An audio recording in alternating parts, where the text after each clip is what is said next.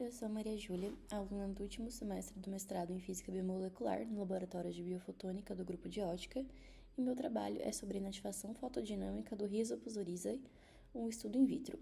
E eu realizo esse trabalho sob orientação da professora Cristina Curashi, colaboração da doutora Fernanda Alves e professor Francisco Guimarães. Durante a pandemia da Covid-19, várias infecções secundárias surgiram em pacientes, sendo uma delas a mucormicose, que é uma doença fúngica extremamente agressiva que possui uma elevada taxa de mortalidade, especialmente em indivíduos com um sistema imune comprometido. A maioria dos casos de mucormicose é causada pelo fungo Rhizopus oryzae, também conhecido como fungo negro. Esse fungo apresenta duas formas. A primeira forma é a de conídeos, também conhecido como esporos, e a outra forma é a de hifas.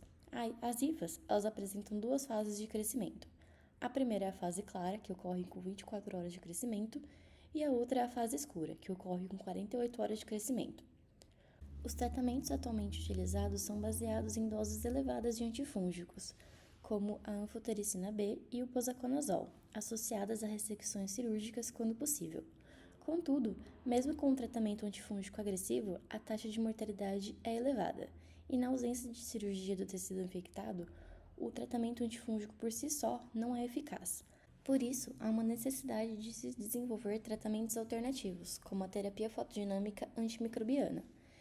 E o objetivo principal do meu projeto é, então, estudar a inativação fotodinâmica mediada pelo fotodidazyne do Rhizopus oryzae, variando a concentração do fotossensibilizador, tempo de incubação e associação com o surfactante sódio dodecil sulfato, que é o SDS, para as fases de crescimento das hifas, conhecidas como fase clara e escura. A técnica usada no meu projeto é a terapia fotodinâmica antimicrobiana, também chamada de TFDA, que é uma técnica muito promissora para o tratamento de infecções. E uma das grandes vantagens dessa técnica é ela ser minimamente invasiva. Ela é baseada na combinação de 3 fatores: luz, fotossensibilizador e o oxigênio molecular. Agora, exemplificando o mecanismo de ação, temos um micro-organismo, que aqui no nosso caso vai ser um fungo, com um fotossensibilizador. A luz de um comprimento de onda específico, quando incide nesse micro-organismo, ela vai excitar o fotossensibilizador. E após a transição para um estado excitado, esse fotossensibilizador ele vai interagir com o oxigênio molecular, gerando espécies reativas de oxigênio e o oxigênio singleto, que são altamente citotóxicos e causam a morte do micro-organismo. Para a realização dos experimentos, primeiramente, fizemos o preparo da amostra, em que a partir da placa com o fungo cultivado, são feitas amostras circulares de 0,8 cm de diâmetro. Após isso, essas amostras são colocadas em placas de 24 poços para incubação com o fotossensibilizador, que no nosso caso usamos o PDZ sozinho e o PDZ associado com o SDS 0,01% e 0,05%. Foram variadas as concentrações de fotossensibilizador e tempos de incubação. Depois disso, nossa placa foi iluminada usando um LED centrado em 660 nanômetros e protocolos com afluência de 100 joules por centímetro quadrado e 200 joules por centímetro quadrado.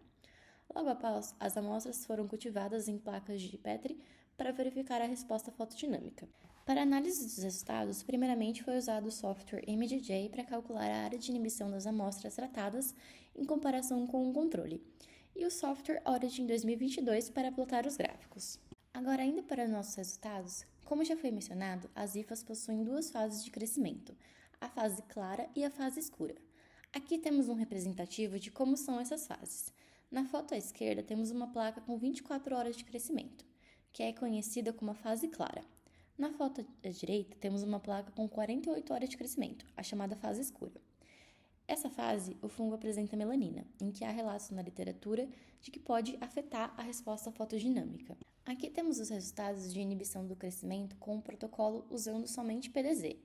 À esquerda temos para a fase clara e à direita para a fase escura, em que iluminamos com uma dose de 100 joules por centímetro quadrado e os tempos de incubação foram 30 minutos, 1 hora e 2 horas. E realizamos tanto uma sessão como 2 sessões. Na literatura, há relatos de que outros fungos filamentosos são hidrofóbicos. E nesses experimentos, usando somente o PDZ, nós percebemos uma dificuldade na entrega do fotossensibilizador. E percebemos que esse fungo ele também é hidrofóbico. Então, para dar continuidade aos nossos experimentos, decidimos adicionar um surfactante ao PDZ. E o surfactante escolhido foi o SDS. Aqui temos os resultados usando o PDZ com SDS 0,01%.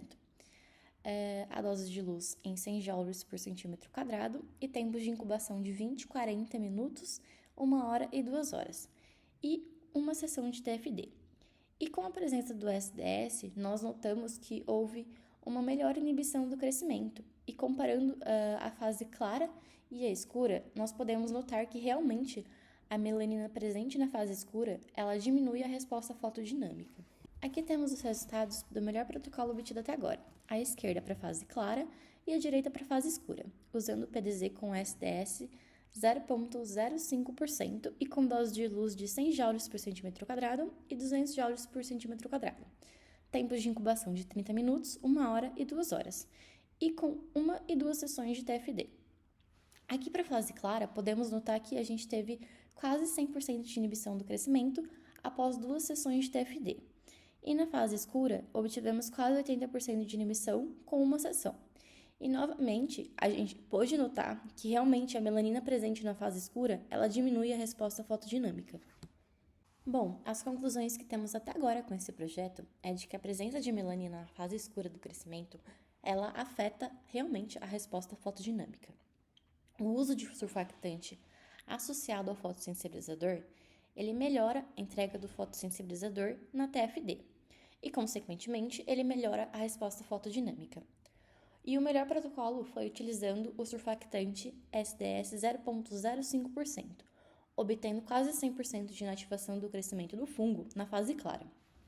Os nossos próximos passos são realizar o teste de inibição de crescimento na fase de conídeos, também conhecido como esporos, e futuramente ir para o modelo animal. E por fim, agradecimento às agências de fomento por financiar esse projeto.